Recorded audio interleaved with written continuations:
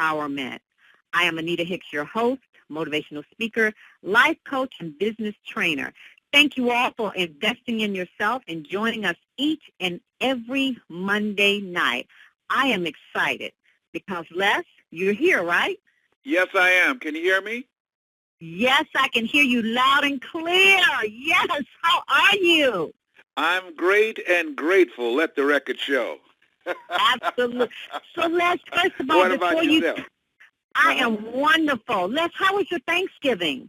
It was great. I have so much to be thankful for, and it was great to be back home. I got back the day before Thanksgiving from South Africa, which was a great experience. I'm going to talk about that. And I spent it relaxing and overcoming the jet lag and just reflecting on life, on how much I'm so appreciative of and things that we take for granted, and just really being thankful for family, for friends like yourself and Stacy, and for the ability to serve, that I'm still being used at this stage of my life to make a difference in people's lives. I'm so grateful to be able to talk to you right now. I don't take anything for granted anymore. Well, Les, I tell you, I can hear it in your voice. I hear the strength. I hear the passion in your voice. I've been following you in South Africa. I watched your video as well, and I looked at your post. So I am thankful for you. I'm thankful for this call that you do and you put out in the universe and how much you give. A lot of people, they hear you on this call, but they don't know how humble you are and how much you actually give. And you deposit back into us as your platinum speakers. So I want to say thank you, and I am thankful for you. But right now, I am excited to hear what you have to say. So I'm going to put my phone on mute. Okay, now, did you get the information about the event we're doing this Friday in Los Angeles at the Founders Church? Did Hassan talk about that? Yes, he did, and Stacy's going to talk about that at the end of the call. We're going to get all the announcements. Hassan talked about it. It is on your Facebook page, and we're going to mention it again at the end of the call. Fantastic. Okay, thank you so much. I appreciate you. I'd like to thank everybody for being on the call, and I trust that you had a great Thanksgiving with your family and your friends, and I want to give a message to the young lady who called, and she said that she was sleeping in her car, going through this journey, this growth experience, been there, done that, bought the T-shirt. Don't define yourself where you are right now. If you don't have 2 pennies to roll together, you woke up in your right mind, you have your health. Trust me on this. You're still here, and this is just a journey. And the fact that you're at this stage of your life, when you're down to nothing, that means that God is up to something. Keep that in mind. When you're down to nothing, that means that God is up to something with your life. That has happened to me time and time again, and others. 8 out of 10 millionaires have been financially bankrupt.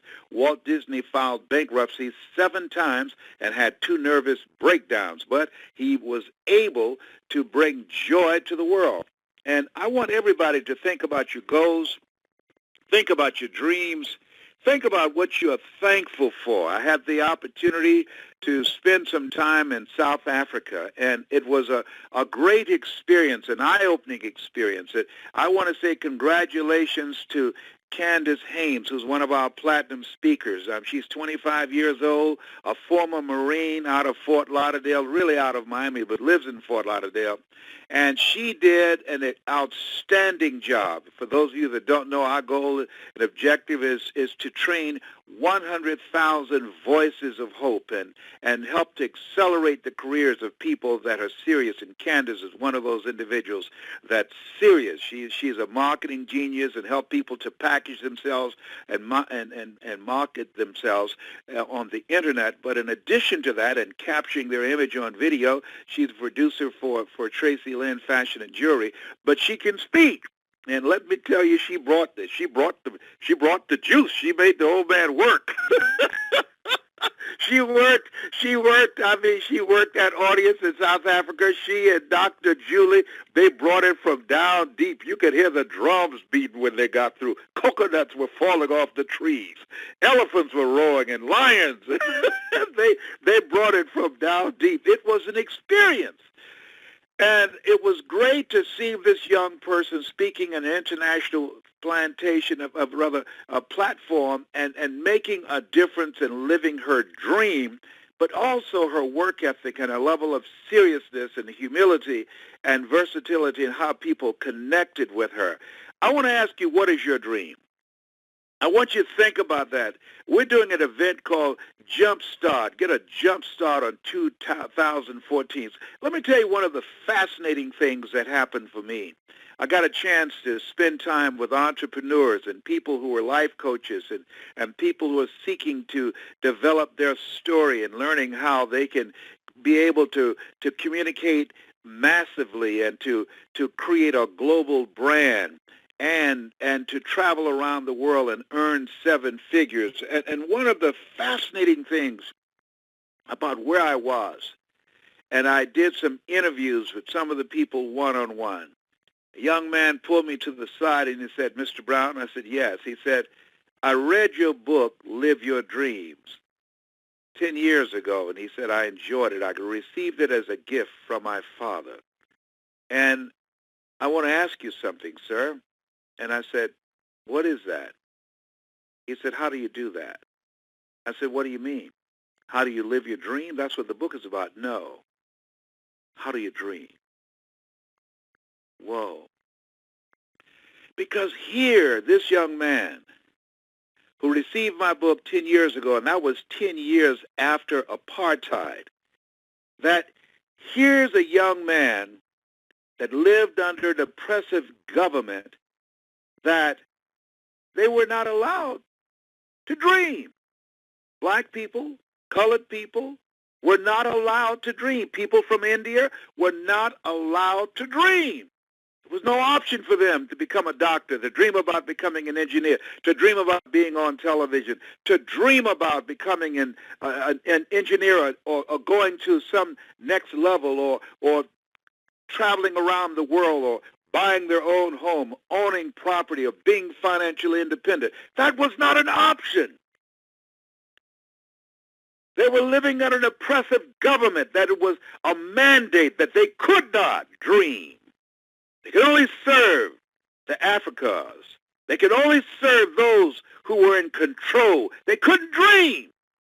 And what struck me, here this young man said, "How do you dream?"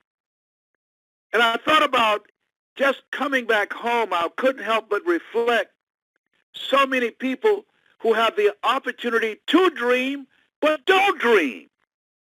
Don't dream. So caught up in the bling-bling. So caught up in entertainment-driven culture. So caught up in thingism. Only concerned about the things that they can accumulate. And it reminded me of the words of "Lift every voice and sing," James Weldon Johnson. There's a line in there, "Lest our feet stray from the place our God, where we met thee. Let our hearts drunk with the wine of the world, we forget thee." And that there's so many young people as well as adults who are so caught up in the distractions of life, who's so caught up in the bling-bling and the tattoos, and so caught up in the distractions that just entertain them and nothing on their minds. Nothing, not living a life of purpose and meaning and value. That if they died now, that the only way that you could know that they're dead if they happen to die in their home is because of a stench coming through the door. But not because of the kind of life that they lived, where they were making a difference, where they were making a life that had some contribution, where they were able to give some service that people would be talking about them for years because of the quality quality of their life, because of the impact of their lives, because of the signature that they left and how they lived their lives. Somebody said that life is God's gift to us, and how we live our lives is our gift to God. Here's a young man saying, how do you do that? How do you dream? We have others who have the opportunity to dream who won't dream, who won't go to school, who drop out, who spend all of their time filling their minds with head trash and blaming everybody for their situation but themselves. How do you do that? How do you dream? I submit to you that a person who won't dream is just as bad off as somebody who does not know how to dream. Life has changed. What is your dream? How do you see yourself 5 years from now? 10 years from now? What is it you want to do with your life? What will you be worth? What will you be known for? If you died today, what 3 things that you will be known for, that people who gather to celebrate and to recognize your life, what would they be able to say about you? 3 things, 3 positive things they can say about you, that you're being born, you're being chosen by God out of 400 million sperm. Had it made a difference on the earth? What will be said about you when it's all said and done? Thought about that. I was working with these people in South Africa, in Johannesburg. I could see the intensity in their eyes as I spoke. When I did interviews with them one-on-one, each coming in there, feeling a little nervous and apprehensive, wanting me to choose them to be a part of an elite group that I would mentor and work with. And as I looked at them and their passion and their drive and their hunger and the intensity in their eyes, the willingness to do whatever is required, the drive to say, please select me. I want to make a difference. I've got a story. I've seen a lot. I've experienced a lot. Select me, please. I want to go into the bush. I want to go into the villages where there's no light. I want to go to the villages where they have no electricity. I want to go into the villages where they don't have running water and speak to them and speak life into them. Choose me. Help me make a difference. Help me go out and reach those who the government feel are unreachable. Help me go to the tents. Help me do my missionary work. Help me answer this call on my life that I have got to do. What is your dream? Not one of the individuals that I interviewed that came to talk, that waited in line to be chosen, not one of them said in the interview, I want to make a lot of money. That was not their primary objective. And that resonated with me. Because when I got into this business, when I saw the Zig Ziglars and Dr. Norman Vincent Peale's and the Jim Rowans, my goal was I wanted to make a difference in people's lives as Mr. Washington made a difference in my life, as Mike Williams in Columbus, Ohio made a difference in my life. I wanted to be able to touch somebody's life, and as a result of what my speaking to them and the time that I pour into them, as Mike did with me, that their lives would never be the same again. That was my dream. I had no idea that dream would take me just this year alone to 4 continents. I had no idea. What is your dream? Don't give up on that dream. We need you to have that dream. We need you to make that dream become a reality. I don't care how hard it gets. Don't give up on that dream. Don't allow the disappointments and the setbacks and the temporary defeats stop you. No, that's a part of the process. You will grow through it. You will grow through it. You'll discover things about yourself. It will introduce you to a part of yourself. Don't stop. Keep falling forward. I can't tell you the number of people who laughed at me I can't tell you the number of people who would not help me, who could help me, but wouldn't help me because they knew me, and based upon what they knew about me, they just could not see me living the life that I envisioned for myself. I'm saying to you, 96% of the people that will help you live your dreams are people that you don't know right now. There are people right in your family, friends who can help you, who won't lift a finger, because they already have this limited vision of who you are. They won't invest in you, but they'll go and invest in something else or someone else, but not you. No. See, a lot of people like crabs in a barrel. You're trying to get out, and they'll pull you back. They don't want to see you get out. Some people don't want to see you doing better. Some people are jealous and envious of you. One of the most painful times in my life when I had to have angioplasty, and one of my brothers said, "How you doing now?" with a sound of sarcasm, like he was envious and jealous of my accomplishments. I never asked him for anything. I never asked any of my brothers and sisters for anything. I never once said when my mother was alive, "Our mother, would you pay the mortgage note 1 month?" I never asked, and they never volunteered. There's some people who'll be jealous of you. Some people who want to see you fail. Oh, he thinks he's all that. Oh, she thinks she's all that. Well, look at her now. That's a part of life. Don't get caught up in it. Don't worry about it. Don't entertain it. Don't engage it. Don't focus on it. Focus on where you're going. What is your dream? What do you really want? Keep that foremost in your mind. Keep that in your heart and fight to keep that dream alive. The world will try and kill that dream. And many times you'll have to give it mouth-to-mouth resuscitation. Many times you have to remind yourself, don't leave it, don't desert it. Go back and get it. Talked to a friend of mine who became pregnant at 13, and I said, what happened to you, baby? She said, I got caught up in the moment.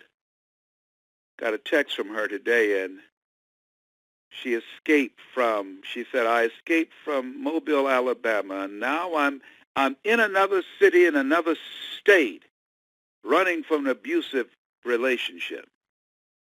It's amazing the level of anger and insanity that a lot of these young men are walking around with in them. And there she is starting all over again now with 4 kids, starting all over again. Brilliant, but made some bad choices. And I'll never forget, what happened, baby? You know better. She said, I got caught up in the moment.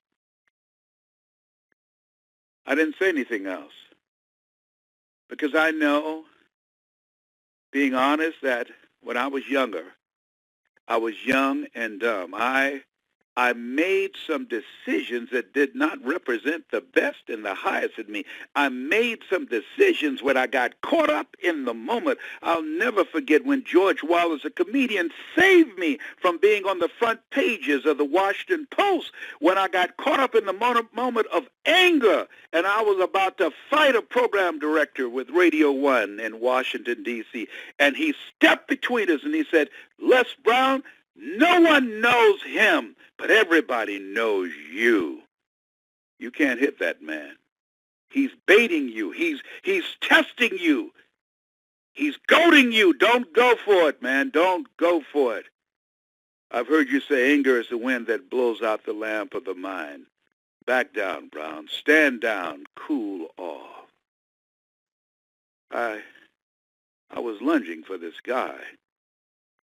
I didn't even think. I got caught up in the moment. And all of us have had moments like that. I forgot my dream. I forgot who I was. And fortunately, I had somebody who didn't stand back and watch, somebody who didn't egg it on, somebody that didn't say, go Les, yes, do that, man, kick his butt. No, I had somebody, George Wallace, a comedian, who said, no, Brown, you're better than this. See, when you have a dream and goal, things will happen. People will test you. Things will happen to distract you, to derail your dream. And many times you need people around you that will check you, that can speak to you, and you will listen to them. Many times when they're not around, you got to check yourself. And I've had those moments, had to check myself. When I had moments of fear, when I was in environments where I had to speak and I had to convince myself while I was pacing back and forth behind the curtains and being nervous, and people who went before me and they were strong and good and mesmerized the audience, and I was intimidated. I had to check myself and said, you don't have to compete with them. You've got a voice. You've got a story. You can speak. Just be you. I had to check myself. Just be you. There's not another Les Brown, Mamie Brown's baby boy. You corner this market here. This is you. This is what you do. This is who you are. See, sometimes in life, when you have a goal, you have a dream, you got to check yourself. You got to talk to yourself and convince yourself, encourage yourself that I can do this. And I have to ask you a question. Who's around you? Constantly look at yourself and ask yourself this question. Who's around me? Who's in my circle? Who's in my ear? Because the relationships in your life, they're either lifting you up or they're taking you down. There's no middle position. There's no holding position in life. They either elevate you or they are compromising your strength and your power. Who's in your circle? Who's in your ear? Who's influencing you? Studies indicate you earn within $2,000 to $3,000 of your closest friends. What are you reading? What are you watching? How are you spending your time? Because based upon how you spend your time, you say you've got goals and dreams. If you're spending more time with your friends, if you're spending more time filling your head with head trash, if you're spending more time throwing your time away and don't know where the time went, if you spend your time going through the day rather than focusing on what can you get from the day, and you're not spending the majority of your time and energy on your dream, you're seriously not serious. Because when you have a dream, it takes everything in you. When you have a dream, it takes that look in those eyes that I saw in South Africa. It takes that level of energy and intensity that I felt from them. When you have a dream, it takes a mindset that I'm going to make it happen no matter what. It takes that kind of attitude, as A.L. Williams talked about. All you can do is all you can do. And all you can do is enough, but make sure you do all you can do. And I had to do that with me. I had to do that with myself on a regular basis. Am I doing all I can do to take care of me, to keep my mind straight, and to focus and to ignite and to continue to take my healing to the next level? Am I doing all I can do? And I had someone in my circle who looked at me and said, you're not using your mind to serve you. And the biggest battle you've ever been in your life, you can do this.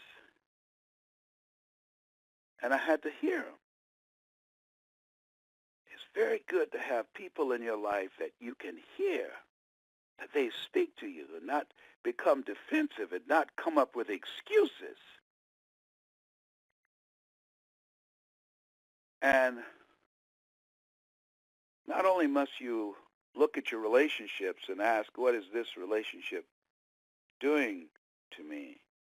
But when you have an assignment on your life, I can tell you, as much as you have chosen the dream, The dream, it has chosen you. It has chosen you. So I say, make your life count. Make it count. To have that kind of mindset, I'm going to make my life count. I heard a lady who said on a plane, she saved for 2 years. For 2 years, her goal was to buy her husband a tattoo. That was her focus for 2 years. Now, and there's nothing wrong with tattoos, but to me, if you're going to have a goal, if you're going to focus on saving something for 2 years, let it be about starting a nonprofit that will be designed to reduce the carnage, the killings that are taking place among our young people, taking each other out because they don't know who they are and they don't value human life. And when you don't value your own life, you don't value somebody else's life. Lady called me today. She said, Mr. Brown, I remember when you were in Chicago and you were trying to start a community organization at the Regal Theater. And people were excited about that. And you had some political opposition. Are you coming back to do that? I remember when you went for 6 weeks in a row to the Peace Center in Englewood to try and reduce the violence there, and you got in a fight. The 6th week that you were there, those people got in front of you, and a guy tested you, and you got in a fight. It was on the front page of the Chicago Defender. Will you be back? Because so many people are being killed here. A lot of people love to see you come do that again. And when I think about her voice, I said, what are you doing? See, one of the things I realize that everything happens as it should. That was a disappointing time for me. That was a big disappointment. And it took the wind out of me. That here I am, Les Brown, volunteering to go into Englewood, where most people were afraid to go. And a guide confronts me with 5 other young men standing around, backing him up, at a crowd of about 100 people, and he didn't know me well because Liberty City came out. He didn't know me well because Overtown came out. I came from Overtown in Miami, Good Bread Alley, and Bucket the Blood, where we used to have signs say, do your cutting and shooting on Monday, Tuesday, Wednesday, Thursday, and Friday, and avoid the weekend rush. He got up in my face, and I said, if I'm going to go down, I'm going down by swinging first, and I hit him first and got in his chest. He was stunned, 6'4". He was shocked, and I knew the crowd would intervene before they just picked my butt up and threw me in the bushes. Well, I never forget the look in his eyes when I hit him and grabbed him. I don't know. He was like, you fool, do you not see these 5 young boys standing around me, and I'm looking down at you? You gonna hit me? Yes. Let me tell you something. When you have a goal and dream in life to do something, there are going to be some bullies that will get in your face, that'll bully you. Friends, loved ones, people who should be there to encourage you will be there to tell you you can't do that. Bullies of all kinds, who are negative, who won't lift a finger to help you. Goliath was a bully, but he lost. David had 5 stones, but he only used 1. I'm saying to you, when you have a goal, you have a dream that's worth anything at all, it's going to be a struggle. It's going to be a fight. Something's going to happen. I'm telling you what I've learned and what I've lived and what I've witnessed and what I've gone through. But that's not there to stop you. They meant it for evil, but God meant it for good. You're going to learn some things about yourself. You're going to develop some skills and some faith and some confidence. No test, no testimony. You need to write that down. Life is just testing you. No test, no testimony. No guts, no glory. No. It's a great time. It's a great time. Don't listen to the naysayers.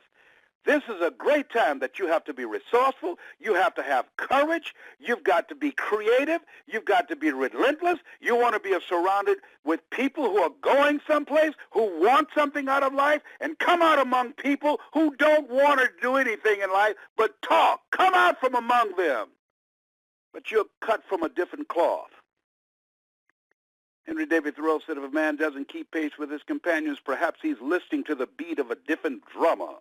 Let him dance to the music that he hears, however measured or far apart. You are different, the fact that you're listening to me. You are different, the fact that you're building an organization. You are different, the fact that you said, I'm going to create my own income. You are different. The fact that you said, if nobody's going to give me a job, I will create my own. The fact that you said, I can do more. I deserve more. I'm willing to do whatever it takes to take care of my family, whatever it takes to control my destiny, whatever it takes to move my life to another level, whatever it takes to buy my mother a home, whatever it takes to provide for my family, whatever it takes so I'm not stressed out of my mind working a job that's beneath my intelligence. No, I'm not going out like this. No, that's not me. No. Henry David Thoreau also said, a man doesn't keep pace with his companions. Perhaps he's listening to the beat of a different drummer. Let him dance to the music that he hears, however measured or far apart. You're different. You're uncommon. You're listening to a different beat. All of us are born unique, but most people die copies. That one so-called celebrity start wearing earrings, and then you start seeing everybody, men, wearing earrings. When I was a little boy, you didn't wear no earrings in Goodbread Island, Bucket of Blood, in Liberty City. What? Earrings? Come on. Can you imagine they had to have a dress code at Morehouse where Dr. Martin Luther King walked the campus? They have a dress code for men that you can't come up in here with your fingernails painted. Can't come up in here wearing no pale pushers. For men, come on. Something has happened. Something has happened. I saw the BET Awards, and I just wanted to know what kind of mind do you have to be in to look at a mirror, put your, thank you so much. Let me finish. You know, I'm on fire up in here. Oh, let me tell you something. Let me say to y'all, I know this is not politically correct. And I'm an old-timer. I understand that. I'm an old geezer, okay? I'm old-fashioned. But I don't care how old I am. I still want to know what state of mind do you have to be in to stand in the mirror and deliberately pull your pants down so that somebody can see your underwear or the top of the crack of your behind and go on television or come out in public and think that's okay. And let me say to those of you who see that, do not say anything to them. They know what they're doing. They're very aware. And when someone operates at that low level of consciousness, remember the words, don't cast pearls before swines. That's low consciousness people, lest they turn and rend you, which means they're going to get upset with you and get in your face. Get in your, no, leave them alone. Leave them alone. It's none of our business. It's none of our business. Because, and I remember reading this book called The Kabbalion. It said, the lips of the wise are sealed to the ears of the ignorant. There's some people that the level of ignorance is so deep that they want to call attention to themselves by showing their drawers. That's deep. That says something there. That's showing their drawers. going out in public, uncouth, no class, and think that's hip, and dare you to say something. No, that's their journey. They come through us, but our children come from God. That's different. That's different. There's a different mindset up in here right now, and I could tell you, being in South Africa, from people who were so grateful. Teach me how to dream. Teach me how to speak. Teach me how to tell my story. Teach me how to be unstoppable. Teach me how to make something of myself. Let me share something with you. Jesus said, whosoever will, let him come. In other words, work with the willing. Work with those who are willing to work. Work with those who are willing to work. Everybody will get it when they're ready for it. But for the grace of God, there goes I. I used to be crazy. I used to be real crazy. I remember coming home to my mama. Leslie, what are you doing? My name is Leslie X. Mamie Brown said, what the hell are you talking about? I went down. I had gone down to the Muslim temple, to the Honorable Elijah Muhammad temple, and heard Malcolm X talk. I came home. I said, my name is Leslie X. I know Leslie Brown. I ain't got no slave name. Mama said, let me go back there and get me that broom. She didn't ask for the switch. I was a Muslim for about one day. This cousin, Mamie, what you doing? I'm about to beat this boy. His name Leslie X. I got an X boy. I used to be crazy. I remember they used to have something called cocaine when I was young. People used to have process, right? In order to get a process, you got to put some cocaine in your hair. I didn't know about cocaine, so I wanted to get a process like all the entertainers that I'd seen, like Nat King Cole and Sammy Davis Jr.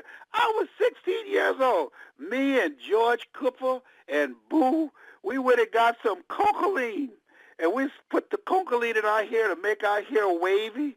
We sitting around looking at television. I remember Mickey Mouse, M-I-C, see you real soon, K-U-I-Y, because we like you. All of a sudden, that cocaine started burning our hair. Boo ran to the kitchen sink. George ran to the bathroom. I got to the bathroom before him and turned the water on my head. And then Jabbo was there. He turned on the shower with his head. And I looked around and David was there. He tried to put his head in the toilet. Because that cocaine was burning our heads up. Oh, my God. We were crazy. We were trying to get some waves. We were trying to get curly hair. I remember we putting on Ultra, skin tone green cream, trying to look lighter. Black wasn't beautiful then. This is before James Brown put out, say it loud, I'm black and I'm proud. Oh, no, this is the time you want to get killed. Call somebody black. I'm telling you what I know. I'm not making this up. I'm not making this up. This is real. We've all had these moments where we've been crazy, just straight out of our minds. We all had moments when we've been temporarily insane, where we look back on our lives and say, what state of mind was I in? And I'm sure I'd like to be around here when many of these young people get old and got tattoos in their faces and all over them when they get up in their 60s and 70s. Start sagging. Say, what state of mind was I in when I did that? I mean, a permanent fad. Oh, my gosh. Boy, this thing called life. Isn't it wonderful? I'm just so grateful that I'm here. As I was coming from South Africa, I was in line coming through customs singing, God bless America. Let me tell you something. Stuff we take for granted. Mr. Brown, how do you do that? What are you talking about? How do you dream? When I was in Poland and went to Auschwitz and went to the prisons and saw the faces of men, women, and children, Jews that were exterminated, killed because they were Jews in 1945 in Poland. Just takes your breath away. Traveling internationally, you got to travel. You got to go around the world. There's things to see. There's a whole world out here. And I see it in your future. I don't know you. I can't see you. But the fact that you're listening to me says that you are cut above. The fact that you have not hung the phone up and turned on the television. The fact that you're still here says there's something in your heart of hearts that says there's another world out here, and I want to live a bigger life. And I see that for you. I see that for you. If you're sleeping in your car, if you're sleeping on a friend's couch, if you don't have 2 pennies to rub together, I see you. I see you living your dream. I see you having the power to do more and to have more. I know what Willie Jolly meant when he said a setback is a setup for a comeback. You're down to nothing, God is up to something. If you're down to nothing, God is up to something. Don't give up. Stand your ground. Because you've got something special. You've got greatness in you. That's my story. And I'm sticking to it. Anita? Powerful, powerful message, Les. I tell you, when you said that this gentleman asked you, how do you dream? Just the little how do you do that? I know, how do you do, we just take that for granted. We walk around and talk about, I have a dream, and we have the opportunity to actually live our dream. So, let me tell you something. You know, most people don't even remember Dr. Martin Luther King. All they know now about the King sales, you know, products they can buy at discount. Most people don't have a dream. They don't know why he said that. They don't know about the times that when I was a kid and they had a water fountain that black people couldn't drink from the same water fountain as white people. I remember as a kid when didn't know, I was like 5 years old and ran up to this water fountain and started drinking, and my mother started beating me, and I did not have a clue. Why was she beating me like this? And a white policeman was coming. He had a club, and she told Miss Lillian, she said, I hit my son and started beating him to distract the police officer because I didn't want him to bust my son in the head with his club. And he would have. He would have, you know. I remember we got on the bus, and we had to sit in the back of the bus. I remember working with Sam Axelrod, who was my mentor as a kid, selling TVs, and they had signs on Miami Beach, Jews, dogs, and the N-word, not allowed, in that order. Jews, dogs, and the N-word, not allowed. And the Jews bought it and said, y'all come on. I'm telling you. So it is when being in South Africa, where they are just 20 years out from under a regime of apartheid where they were not allowed to dream, and seeing people who are experiencing the pain and don't know the impact that has had and is now having on their psyche, still is. A lot of stuff that we've gone through, we haven't shaken that off yet. A lot of stuff. That's why this area of self-development, of working on yourself, developing yourself, becoming a part of a community of collaborative, achievement-driven, supportive relationships, listening to motivational messages, going to seminars and workshops, investing in yourself is so crucial. It's so crucial because most of us don't know that we don't know, and we think we know. Yes. It's so crucial. Absolutely. And, you know, you always say what's possible for one is possible for all. And we are actually living in that time.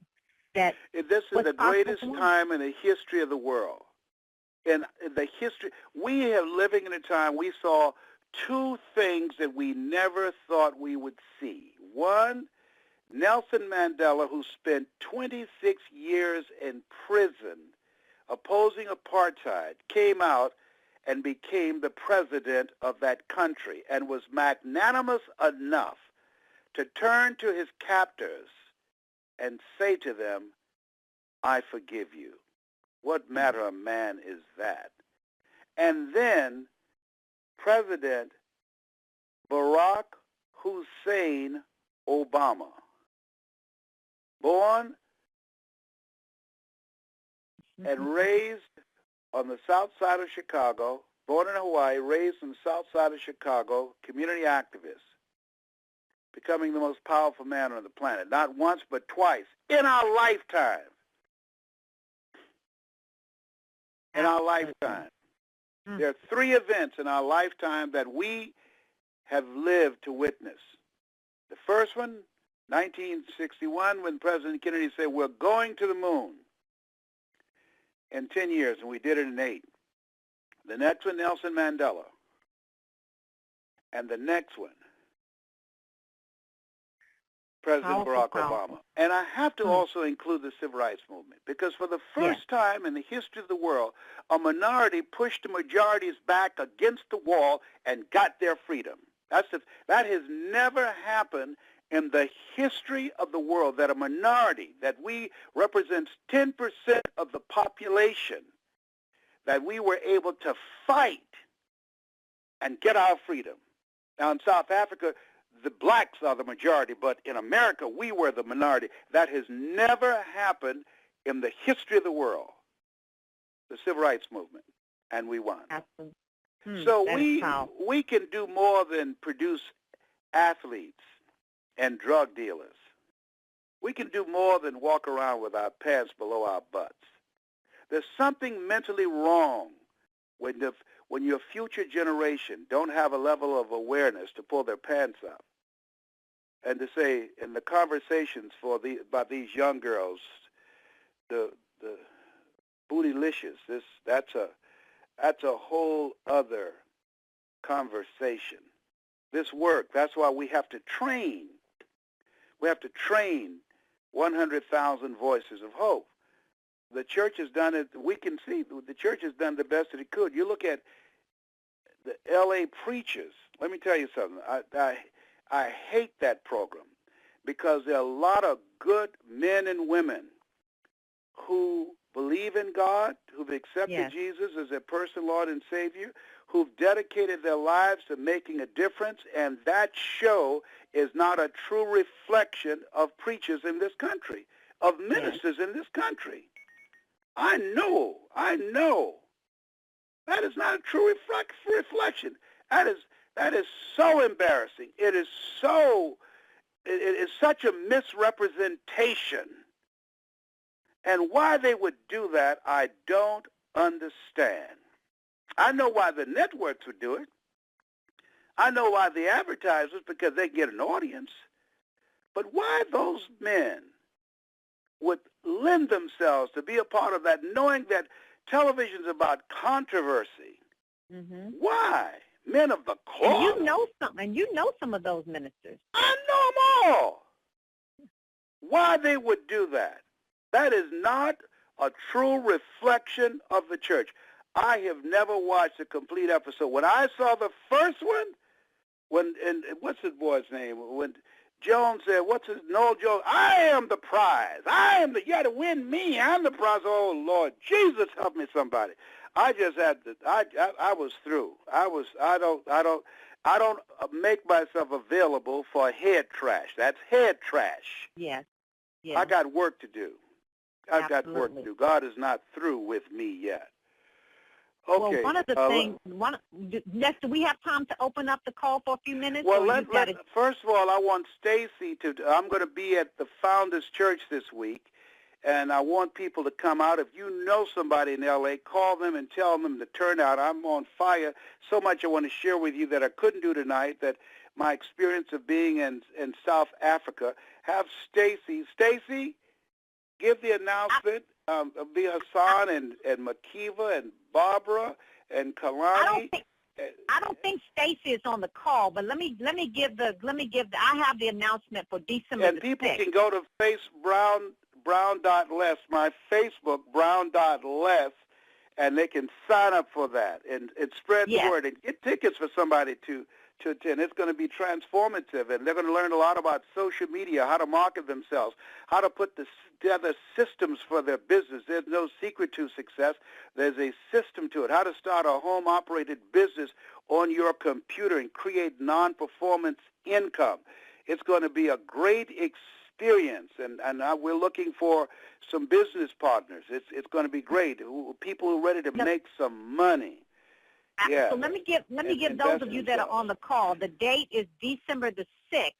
It's from 6 to 10 p.m., and it's at the Founders Center in Los Angeles, California. And you can register for this event, Jumpstart 2014, and you can register at www.brainpowermovement.com/jumpstart. But if you go to Les Brown's Facebook page, brown.les, that's the one where it has over 249,000. Wow. So that is the one. There's a couple of other ones out there, but that is the one that is the official, the real Les Brown. So you can go onto that page and you can register and sign up to see Les Brown in Los Angeles, California. I know that Stacy is doing an event, and she wasn't able to get back on the call, but we'll have all the additional calls, all of the other ways that you can stay connected to Les Brown. We announce it every week.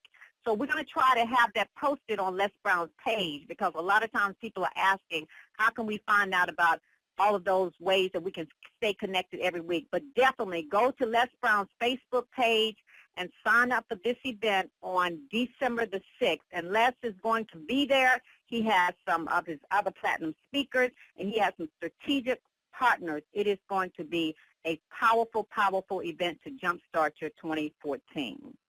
It is. I can't wait. I'm on fire. I tell you, being in Africa, it's in the motherland. It's life transformative, and I encourage everybody to have that experience.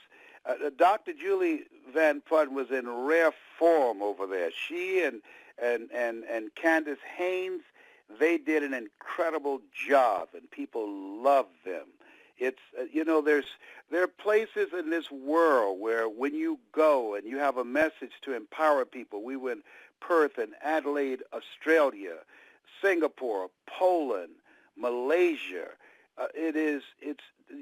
There are people. Trust me on this. I believe this with all my heart, that if you have a hunger and a passion to change people's lives, there's somebody somewhere around the world waiting to hear your story, and that they are your assignment. They might hear me, they might hear Dr. Julie, they might hear Candace Haynes, but there's some people, I strongly believe, Anita, that's your assignment, and that when you speak, they will hear you. When you come in, when they see you, they will identify with you.